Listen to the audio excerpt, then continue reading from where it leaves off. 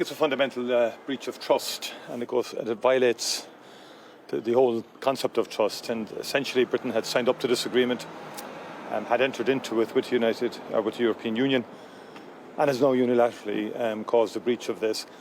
And I think, in addition to that, it also is very much anti-business and anti-industry in Northern Ireland, because I would have spoken to industry representatives some weeks ago, and they're very, very concerned about the dual regulatory idea.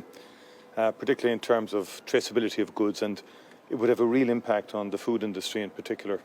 And I don't think it's well thought out or well thought through, and certainly doesn't match the realities on the ground in terms of the experiences of those involved in various industries. So, for example, those involved in manufacturing were doing particularly well under the protocol, and they're now very concerned, not just by the uncertainty that has been created, but also the fact that this represents an undermining of conditions which were very conducive to a good manufacturing performance, and Northern Ireland was doing very well under the protocol.